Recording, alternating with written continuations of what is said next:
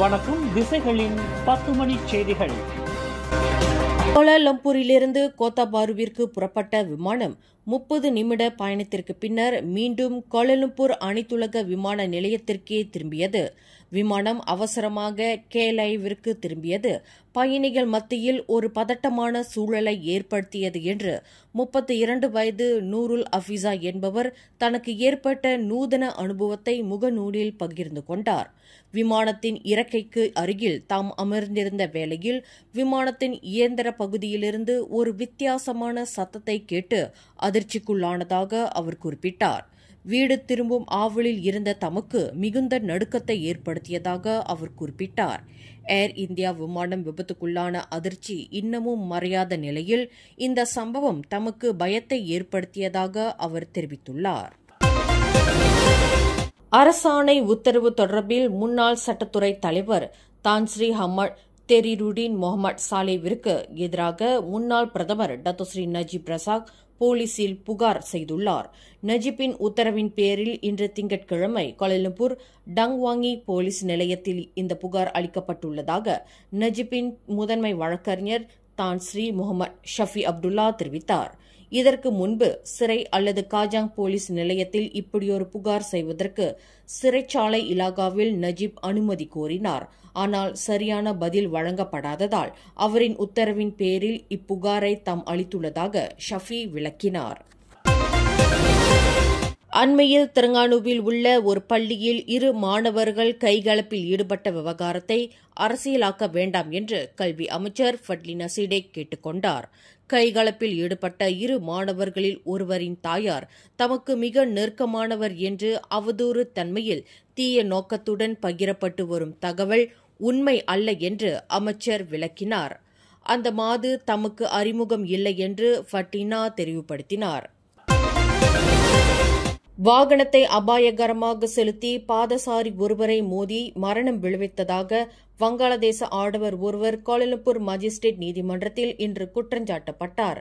39 வயது அத்திக் ஜமான் என்ற வங்காளதேச ஆடவர் கடந்த ஜூன் 13ஆம் தேதி காலை 11:49 மணி அளவில் கோலாலம்பூர் ஜிஞ்சாங்கிலிருந்து ஜாலான் ஈப்போவை நோக்கி நிசான் சில்ஃபி ரக காரில் வேகமாக வந்து கொண்டிருந்த போது ஒரு பாதசாரியான 46 வயது முகமது ரெட்ஸ்வான் ஜமால் என்பவரை மோதி தள்ளி மரணம் விளைவித்ததாக குற்றச்சாட்டில் தெரிவிக்கப்பட்டது.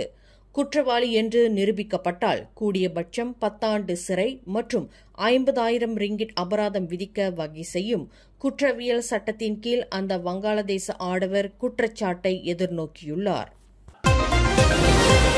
உப்சி பல்கலைக்கழக மாணவர்கள் சம்பந்தப்பட்ட பேருந்து விபத்தில் அந்த பேருந்தை செலுத்திய ஓட்டுநரின் வாகனம் ஓட்டும் லைசன்ஸ் தற்காலிகமாக ரத்து செய்யப்பட்டுள்ளது என்று போக்குவரத்து அமைச்சு அறிவித்துள்ளது.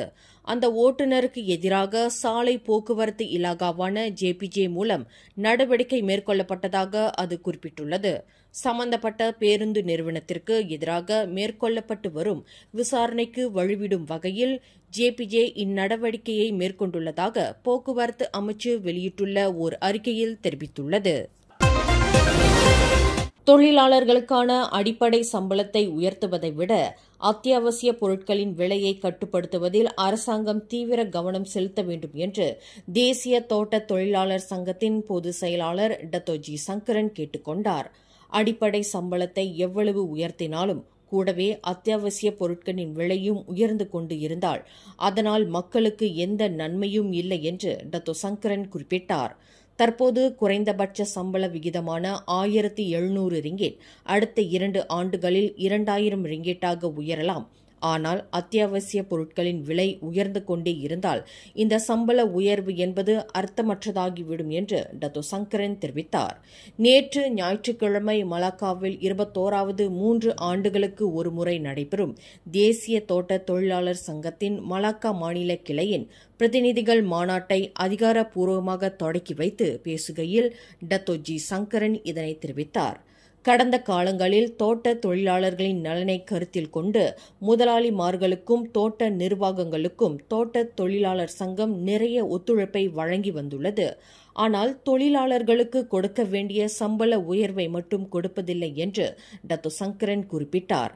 அதிகமான வெளிநாட்டு தொழிலாளர்கள் மலேசியாவிற்கு படையெடுப்பதற்கு இங்குள்ள சம்பள முறை அவர்களின் சொந்த நாட்டுடன் ஒப்பிடுகையில் பெரிய தொகையாக இருக்கலாம். ஆனால் உள்ளூர் தொழிலாளர்களுக்கு இது பொருந்தாது என்று டத்தோ சங்கரன் தமது உரையில் குறிப்பிட்டார். மலாக்கா மாநில செயலாளர் அன்பழகன் தலைமையில் நடைபெற்ற இந்த மாநாட்டில் மலாக்கா அரசாங்கம் வழங்கிய 4000 ரிங்கெட் நிதிக்கான மாதிரி காசோலை மாநில தொழிற்சங்கத்திற்கு வழங்கப்பட்டது. இதில் மலாக்கா மாநில தொழிற்சங்க உறவு இலாகா, தொழிற்சங்க பதிவு இலாகா மற்றும் தொழிலாளர் இலாகாவின் இயக்குநர்கள் கலந்து கொண்டு சிறப்பித்தனர். சிறப்பாக நடைபெற்ற இந்த மாநாட்டில் பணி ஓய்வு பெற்ற 5 முன்னாள் தொழிற்சங்க உறுப்பினர்கள் சிறப்பிக்கப்பட்டனர் மற்றும் 15 பேர் கௌரவிக்கப்பட்டனர். தேசிய தோட்ட தொழிலாளர் சங்கம் சார்பில் மனிதவள அமைச்சின் தொழிலாளர் ஆலோசனை மன்றத்தில் ஒரு உறுப்பினராக நியமிக்கப்பட்டுள்ள சிலாங்கூர் மாநில செயலாளர் தாமா சேகரனுக்கு மலாக்கா மாநில கிளை மாலை அணிவித்து பொன்னாடை போர்த்தி சிறப்பு செய்தது. காஜாங் வட்டாரத்தில் கடந்த சனிக்கிழமை வீடு புகுந்து கொள்ளையடிக்கும் முயற்சியில் ஈடுபட்டது தொடர்பில் போலீசார் 5 தீவிரமாக தேடி வருகின்றனர். இந்த கொள்ளை முயற்சி குறித்து அண்டை வீட்டுக்காரர்கள் தெரிவித்ததை தொடர்ந்து 66 வயது குத்தகையாளர் ஒருவர் அன்றிரவு 10:10 மணியளவில் போலீசில் புகார் அளித்திருப்பதாக காஜாங் மாவட்ட போலீஸ் தலைவர் ஏசிபி நஸ்ரோன் அப்துல் யூசுப் தெரிவித்தார். வீட்டின் பின்புறமுள்ள காட்டுப்பகுதியிலிருந்து வந்த கருப்பு ஆடையை அணிந்த 5 நபர்கள் அந்த வீட்டிற்குள் நுழைவது ரகசிய கேமராவில் பதிவாகியிருப்பதாக அவர் குறிப்பிட்டார். நாட்டின் முன்னணி லாட்டரி குலுக்கு நிறுவனமான பேன் மலேசியன் ஸ்வீப் சென்ட்ரியான் பிரஹாட் தனது புதுப்பிக்கப்பட்ட பிக் ஸ்வீப் லாட்டரி குலுக்கு டிக்கெட்டுகள் பாரம்பரியத்தில் புதுமையுடன் இணைந்து முதல் பரிசாக 2 மில்லியன் ரிங்கெட் பரிசு தொகையை அறிமுகப்படுத்தியுள்ளது. தலா 3 ரிங்கெட் டிக்கெட்டில் அதிக மதிப்பை கொண்ட 3 வெற்றி வாய்ப்புகளுக்கான திட்டத்தை பிக் ஸ்வீப் நிறுவனம் செயல்படுத்தியுள்ளது. முதல் பரிசு 2 மில்லியன் ரிங்கெட். அடுத்து டிக்கெட்டில் உடனடியாக கிறுக்கி பார்க்கும் இன்ஸ்டன்ட் ஸ்கிராட்ச் வெற்றி வாய்ப்பின் வழி முதல் பரிசாக 1 லட்சம் ரிங்கெட் மற்றும் 8888 ரிங்கெட், 888 ரிங்கெட் மற்றும் 88 ரிங்கெட் என 3 அடுக்கு வெற்றி வாய்ப்புகள் பிக் ஸ்வீப்பில் வாடிக்கையாளர்களுக்கு காத்திருக்கின்றன. வாடிக்கையாளர்கள் லாட்டரி குழுக்கு 6.25 முதல் லாட்டரி குழுக்கு 8.25 வரைக்குமான பிக் ஸ்வீப் டிக்கெட்டுகளில் அச்சிடப்பட்ட பல்வேறு ராசி அடையாளங்களை சேகரிக்கலாம் என்கிறார் பேன் மலேசியன் ஸ்வீப் சென்ட்ரியான் பிரஹாட் நிறுவனத்தின் தலைமை செயல்முறை அதிகாரி சிம் காக்சுன். கடந்த ஜூன் 12ஆம் தேதி கோலாலம்பூர் இம்பியில் டெஸ்லோ டவர் கட்டடத்தில் விஸ்கி ஹவுஸ் கேலில் நடைபெற்ற செய்தியாளர்கள் கூட்டத்தில் பிக் ஸ்வீப் லாட்டரி டிக்கெட்டில் அறிமுகப்படுத்தப்பட்டுள்ள புதுமை குறித்து சிம் காக்சுன் விவரித்தார். What are the 3 elements that we are talking about here is element number 1, we are talking about a draw prize of 2 million ringgit for our main draw as the first chance. The second element that we are talking here is we are talking about an instant win experience whereby you can scratch and win at our scratch portion of our ticket and stand a chance to win 100,000 ringgit. The third chance is something innovative that we have came up. It's something for those collectibles, 88 ringgit and also 88 ringgit. டிக்கெட்டில் நிர்ணயிக்கப்பட்ட முதன்மை ராசி மற்றும் தேவையான ராசி அடையாளங்களின் கலவையை அடிப்படையாக கொண்டு வாடிக்கையாளர் கோரப்படும் ராசி அடையாளங்களை சேகரித்து வெற்றி பரிசுகளை கோர முடியும். இதற்கான இறுதி நாள் 2026ஆம் ஆண்டு ஜனவரி 31ஆம் தேதியாகும் என்று சிம் காக்சுன் விளக்கினார். பிக் ஸ்வீப் ஆட்டம் உண்மையிலேயே உற்சாகம் மற்றும் வேடிக்கை நிறைந்தது என்கிறார் சிம் காக்சுன். செப்பாங் வட்டாரத்தில் மின்சார விநியோகத்தை திருடுவதற்கு சட்டவிரோதமாக டிஜிட்டல் பிட்காயின் நாணயங்களை பயன்படுத்தியதாக நம்பப்படும் 4 நபர்களை போலீசார் கைது செய்துள்ளனர். செப்பாங்கில் கடந்த வாரம் வெள்ளிக்கிழமை பண்டார் பாரு சாலாத்திங்கி மற்றும் புத்ரா புர்டானாவில் போலீசார் மேற்கொண்ட சிறப்பு சோதனை நடவடிக்கையில் இந்த 4வரும் பிடிப்பட்டதாக செப்பாங் மாவட்ட போலீஸ் தலைவர் ஏசிபி நோர் இசாம் பஹமான் தெரிவித்தார். 20க்கும் 40க்கும் இடைப்பட்ட வயதுடைய அந்த 4வரும் தங்களின் சட்டவிரோத நடவடிக்கையில் முக்கிய பங்காற்றியுள்ளதாக நம்பப்படுகிறது என்று அவர் குறிப்பிட்டார்.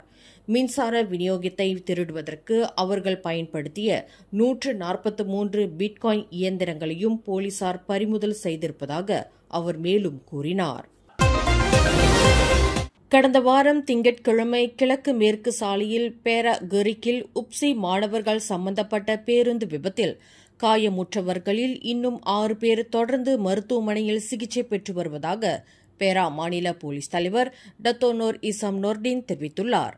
இந்த 6வரில் 2 மாணவர்கள் இப்போ ரஜபுர் மைசூரி பைனூன் மருத்துவமனையிலும் ஒருவர் தைப்பிங் மருத்துவமனையிலும் சிகிச்சை பெற்று வருகின்றனர்.